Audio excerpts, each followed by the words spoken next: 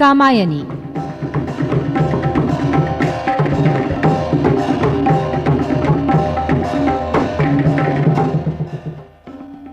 कामायनी जयशंकर प्रसाद के सुप्रसिद्ध महाकाव्य कामायनी पर आधारित इस रेडियो धारावाहिक नाट्य रूपांतर के पिछले भाग में आपने सुना, सारस्वत प्रदेश के विध्वंस के पश्चात ईड़ा का मन दुविधाग्रस्त है। कहीं न कहीं वो इस सब के लिए अपने को ही दोषी पाती है। उधर श्रद्धा शिशु कुमार के साथ मनु को खोजती सारस्वत प्रदेश पहुंचती है। ईड़ा से साक्षात्कार होता है और वो उसे लेकर मनु के पास पहुंचती है, जो कि अचेतावस्था में है। चेतना आने पर मनु अपने समीप श्रद्धा और कुमार को पाता है। मनु और श्रद्धा अतीत की स्मृतियों में खो जाते हैं। श्रद्धा के प्रति अपने दुर्व्यवहार को याद कर मनु ग्लानि से भर जाता है।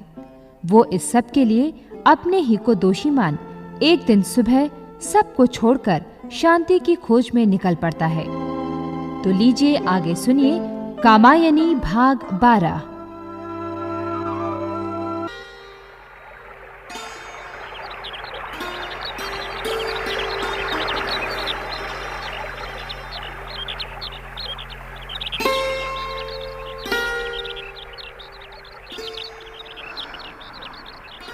अमावस्या की रात्रि का अंत हुआ।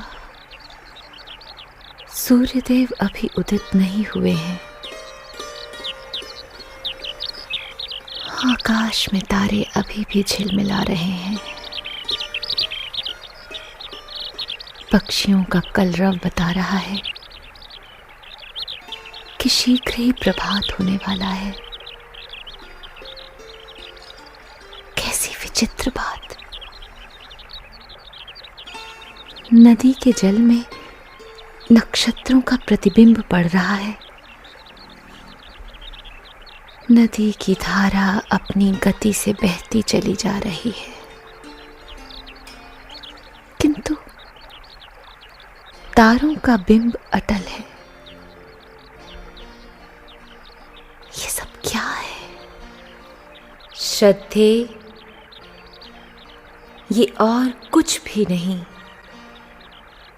तेरे जीवन का प्रतीक है ये सब। ये प्रकाश की किरणें तेरे उज्जवल भविष्य का संकेत है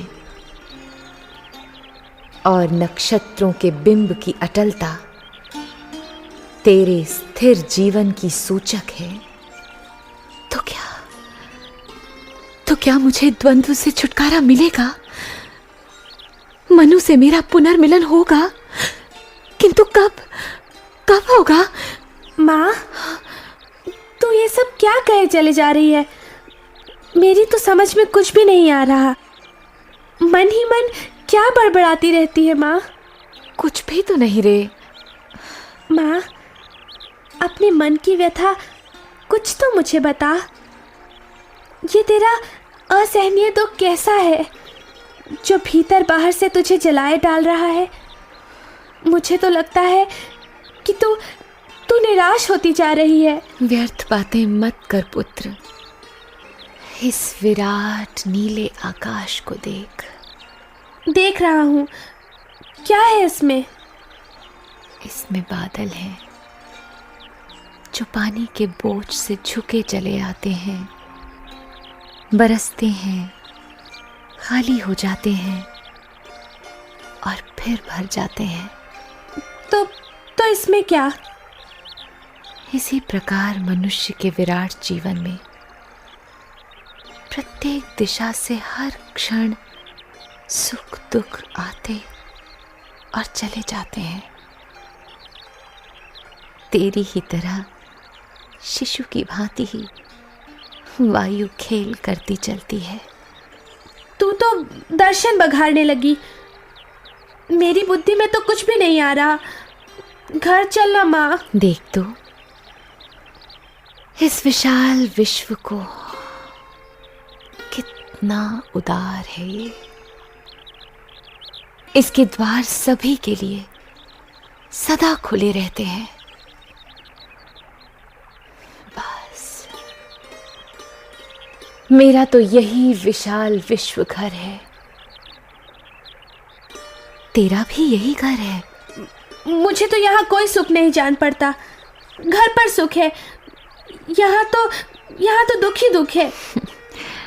प्रियवर, इस लोक में जिन्हें हम हर्ष या शोक अथवा सुख और दुख कहते हैं, वो वास्तविक नहीं है। घर हो चाहे बाहर, सब जगह एक ही स्थिति है। सुख दुख ये सब हमारे मन की कल्पना है, सब मिथ्या है। अगर मिथ्या है तो लोग सुख दुख का अनुभव क्यों करते हैं? क्यों कोई सुखी है और क्यों कोई दुखी? जिस प्रकार सूर्य की तीखी किरणों के संसर्ग से समुद्र का जल बादल बनकर संसार भर में वर्षा करता है, उसी प्रकार भावों के समुद्र से अनुभूति द्वारा सुख दुख के बादल उमड़कर लोगों के हृदयों में छा जाते हैं। समझा? अब कुछ देख, वर्षा में स्वाति का जल होता है। स्वाति का जल स्थान भेद से केले में कपूर, सीप में मोती और सांप के मुख में विष बन जाता है। उसी प्रकार मनुष्य के कर्मों के अनुसार उसमें सुख और दुख की अनुभूति जाग उठती है। इसका अर्थ हुआ कि सुख दुख है, मिथ्या नहीं है। ध्यान देकर सुन और फिर गंभीरता से विचार कर। देख पुत्र, कर्म प्रधान है। कोई कर्म सुख का कारण बनता है तो कोई दुख का। पर्वतों से निकलने वाले झरने जिस प्रकार उठते गिरते झरते चले जाते हैं, उसी प्रकार मन के विशाल पर्वत से सद और असद, अच्छी और बुरी वृत्तियों के झरने निकलते हैं। मनुष्य उनके द्वारा कभी उत्थान की दिशा में और कभी पतन की दिशा में बढ़ता चला जाता है। इससे ये कहा सिद्ध हुआ कि सुख दुख या अच्छा बुरा मिथ्या है। मिथ्या वो है जो एक रूप नहीं रहता, बदलता रहता है। एक के लिए जो सुख है वही दूसरे के लिए दुख है। सुख को हर स्थिति में सुख ही रहना चाहिए, पर वो परिस्थिति और व्यक्ति के हिसाब से बदलता रहता है। यही स्थिति दुख की है। अतः दोनों मिथ्या हैं या कल्पना है। तो सत्य क्या है? जो बदलता नहीं है। जीवन की सब प्रकार की गतिविधियों से जो ऊपर है वही सत्य है, जिसे चित्त शक्ति या परमात्मा कहते हैं। वही सत्य है। न तो वो बदलता है, न ही सुख दुख का अनुभव करता है। तब ये संसार क्या है? ये भी मिथ्या है, क्योंकि ये परिवर्तनशील है। मनुष्य को देखो, वो कभी राग से प्रेरित होता है, कभी द्वेष से। किसी के प्रति प्रेम से उसका हृदय भर उठता है, तो कभी क्रोध और घृणा से विचलित होता है। पुत्र, ये विश्व इंद्रधनुष की भांति बहुरंगी है। ये संसार कभी जन्म लेता है, कभी मृत्यु को प्राप्त होता है। कभी इसकी उन्नति होती है, कभी अवनति। फिर भी लोग इस विश्व के प्रति आकृष्ट क्यों होते हैं? ये संसार अपनी ओर खींचता क्यों है? क्योंकि मनुष्य परिवर्तन प्रिय है। ये संसार परिवर्तनशील है, परिवर्तन ही इसका सौंदर्य है। अपने इसी सौंदर्य के द्वारा ये मनुष्य को अपनी ओर खींचता है। तू स्वयं को ही देख ले। तुझे नदी के किनारे चलते न जाने कितना समय हो गया। तेरा मन ऊब गया। देवी, देवी ठहरो। अरे कौन? एड़ा तुम? हाँ देवी। एड़ा, क्या हो गया है तुम्हें? तुम तो एक रेखा के समान दुबली क्षीण हो गई हो। तुम्हारे मुख की कांति राहुग्रस्त चंद्रमा की भांति हो गई। ये सब क्या है? क्या कहूं मैं वो हतभागिनी हूं जिसका भाग्य एक बार जागकर फिर सो गया। पर आप छोड़े मेरी दयनीय स्थिति को। आप मेरे प्रश्न का उत्तर दे। आप मुझसे क्यों उदासीन हो गई? भला तुमसे मैं क्यों उदासीन होने लगी? तुम तो जीवन की अंधानुरक्ति हो, और फिर तुम्हारे तो उपकार भी मुझ पर बहुत से हैं। ये किस उपकार की बात कर रही हैं आप? तुमने मुझसे बिछुड़ कर आए हुए मनु को सहारा देकर उनके जीवन की रक्षा की। तुम आशा का केंद्र हो। आशा का संदेश देने वाली होने के नाते ही सदा ही आकर्षणमयी हो। तुमसे कैसी उदासीनता? तुम तो मादकता से परिपूर्ण बादलों के समान हो। किंतु देवी आप... मेरी बात छोड़ो। तुम मनु के मस्तिष्क की अतृप्ति हो। तुम एक उत्तेजित चंचला शक्ति हो। देवी, आपके शब्दों से लगता है कि आप मुझसे अप्रसन्न हैं। ये प्रशंसात्मक बोल मुझे व्यंग जैसे जान पड़ते हैं।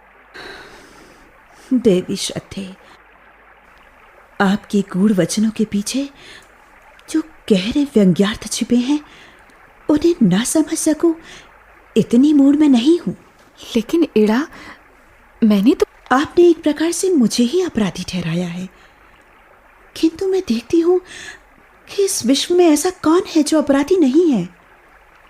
संभवतः तुम सच कह रही हो, पर मैंने जो सुख दुख प्रायः सभी के जीवन में आते हैं, परंतु अधिकांश व्यक्ति विश्व में ऐसे ही हैं जो केवल सुख को ही अपनाते हैं। सुख के प्रति जब व्यक्ति की लालसा बढ़ने लगती है तो फिर वो सुख प्राप्त करने के अपने अधिकारों की सीमा बढ़ा लेता है। और उसका परिणाम? इसी बात पर आ रही हूं। जिस प्रकार वर्षा ऋतु के झरने तीव्र गति से बहने लगते हैं, उसी प्रकार अधिकार के प्यासे व्यक्ति अधिकारों की सीमाएं तोड़कर उच्छृंखल बन जाते हैं। परंतु बाढ़ आने पर बांध भी तो लगाए जाते हैं। पानी की बाढ़ और व्यक्ति के द्वारा किए गए सीमा के उल्लंघन में अंतर है देवी। उच्छृंखल व्यक्तियों पर प्रतिबंध लगाना सहज नहीं है। रोक टोक करने वाले व्यक्ति को तो ऐसे लोग अपना शत्रु समझते हैं। तुम कहना क्या चाहती हो? स्पष्ट बात करो एड़ा।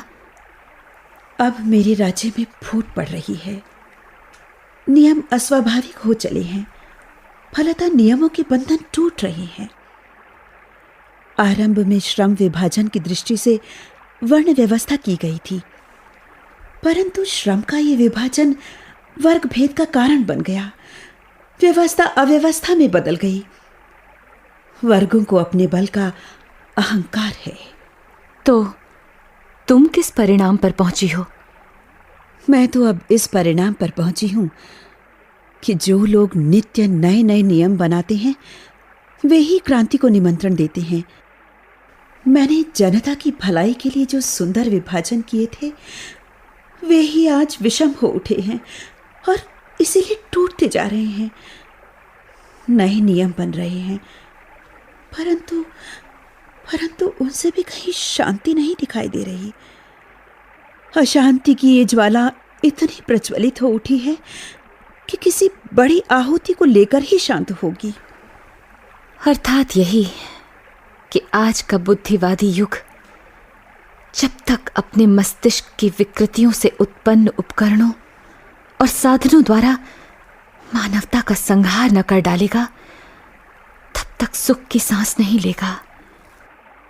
तब क्या अपनी बुद्धि द्वारा प्राणियों को जिस मार्ग पर ले जाकर उनके विकास की मैंने कल्पना की थी, वो मेरी भूल थी?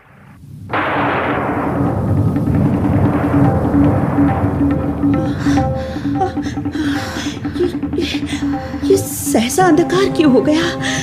भयानक प्राणों को विकल करने वाली स्थिति सहसा कैसे उपस्थित हो उठी? ये स्थिति इस बात की सूचक है कि कल्याण के दाता शिव का क्रोध अभी शांत नहीं हुआ है। ये अंधकार असफलताओं का सूचक है। किसकी असफलताएं? मेरी? उसका कारण? तुम्हारी असफलताओं का एकमात्र कारण यही था कि तुमने अपने प्रत्येक कार्य में मस्तिष्क को ही प्रधानता दी। तुम हृदय को साथ लेकर नहीं चली। बुद्धि बल से तुमने सबका नियंत्रण भले ही किया, पर तुम किसी के हृदय में स्थान नहीं पा सकी। तब मेरी इस विकलता को क्या नाम देगी आप? बुरा मत मानना एड़ा। सच कहूं तो मुझे अभी भी ऐसा लगता है कि तुम्हारी ये विकलता भी कृत्रिम है, अभिनय मात्र है। क्या कह रही हैं आप? हाँ, तुम्हारी विकलता में वास्तविकता नहीं है। एक आत्मा दूसरी आत्मा से अपनत्व का अनुभव करती हुई जिस सुख की उपलब्धि करती है, तुम उस सुख को प्राप्त नहीं कर पाई, और इसी कारण श्रम के आधार पर किया गया तुम्हारा वर्ग विभाजन एक भूल सिद्ध हुआ। तो क्या मैंने जीवन को उसके वास्तविक रूप में नहीं जाना? मनुष्य का जीवन जल की धारा की भांति सुंदर रीति से प्रवाहित हो रहा है। ये स्थायी है, निरंतर गतिमान है, प्रकाश देने वाला है, सुखद है। इसकी थाह नहीं ली जा सकती। जीवन को उसके वास्तविक रूप में जानना सरल कार्य नहीं है। मैंने कहाँ गलती की, ये तो बताओ। तर्कमयी होने के कारण तुमने जीवन धारा को उसके समग्र रूप में नहीं देखा। तुम सरिता का स्वरूप समझने के लिए उसकी लहरें गिनने बैठ गईं। सत्य को उसके अखंडित रूप में न देखकर खंड सत्यों पर विचार करती रहीं। तब ये जीवन धूप छां का खेल है। सुख दुख दोनों हैं। याद रखो, ये नित्य जगत उस महान चेतन सत्ता को, जिसे ब्रह्म कहते हैं, उसी का स्वरूप है। अतः ये जगत भी ब्रह्म ही है। संसार में परिवर्तित होते हुए जो विभिन्न रूप दिखाई देते हैं, वो उस ब्रह्म का अपने को अनेक रूपों में प्रकट करना ही है। तो क्या ब्रह्म का अनेक रूपों में प्रकट होना ही परिवर्तन है? हाँ, सब उसी एक सत्ता से, परम सत्ता से अलग होकर आए हैं और अंत में उसी में जा मिलते हैं। अंत में? अर्थात अंत होता है, नाशवान है सब कुछ। तब तो बहुत दुखद है। विराट में मिल जाने का अर्थ अंत होना, नष्ट होना नहीं है। अपने सीमित अस्तित्व को विराट बनाना है, असीम हो जाना है। असीम हो जाने का अर्थ सबको अपना रूप और अपने रूप को सबका रूप जान लेना है।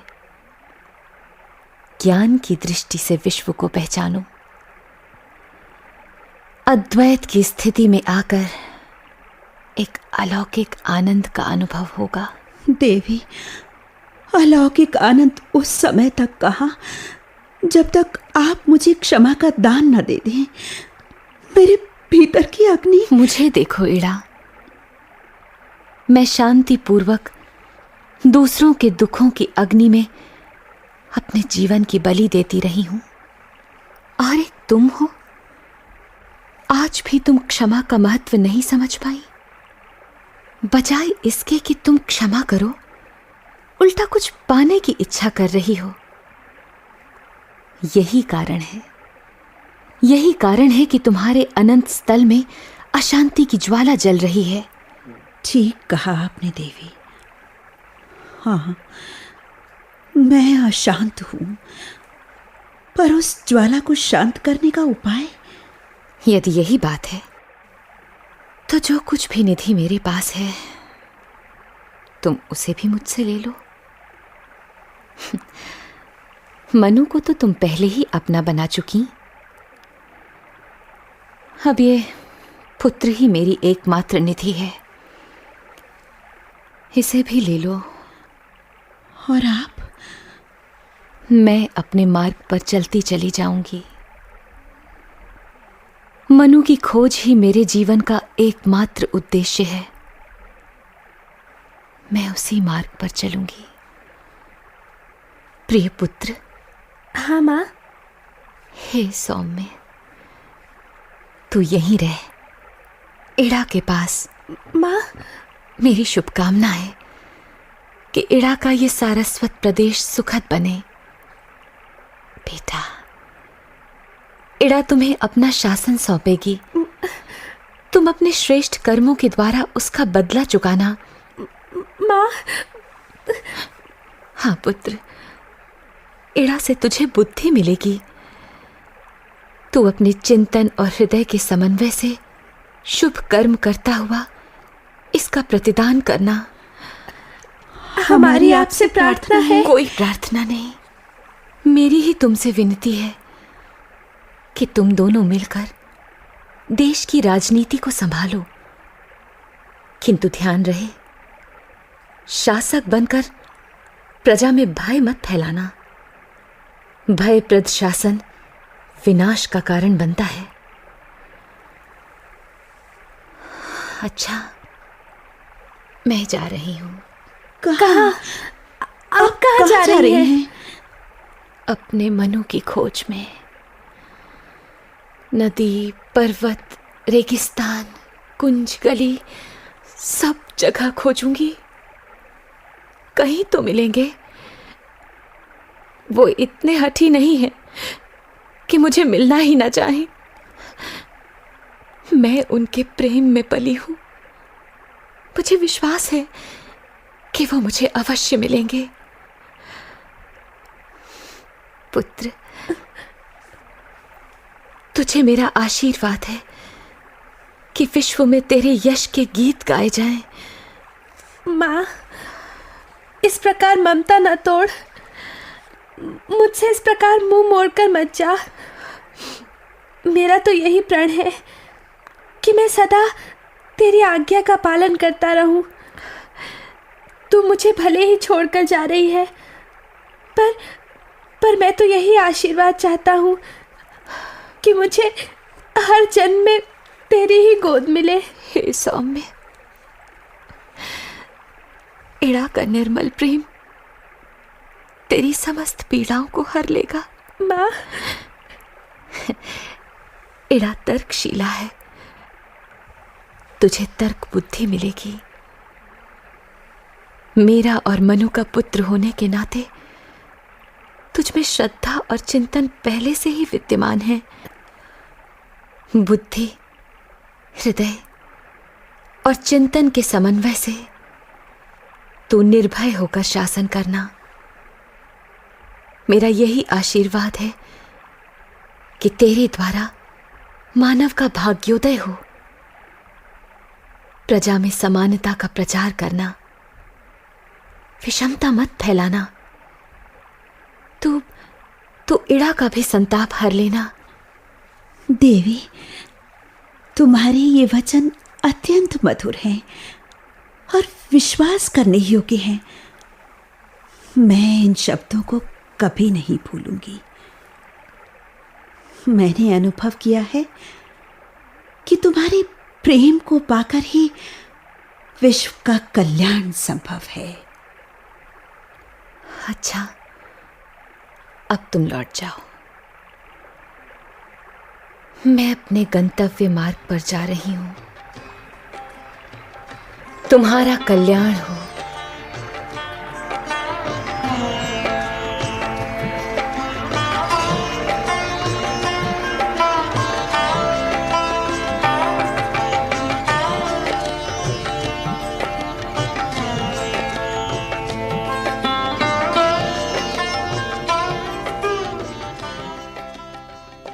कामायनी।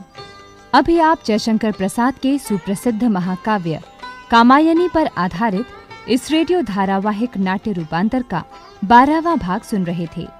रूपांतरकार और निर्देशक थे विश्व प्रकाश दीक्षित पटुक। प्रस्तुतकर्ता नवीन। संगीतकार रास बिहारी दत्ता। ध्वनि अंकन KN जोशी। निर्माण प्रबंध प्रियंका। भाग लेने वाले कलाकार थे अर्चना प्रभाकर, पल्लवी भारती और प्रतिभा शर्मा।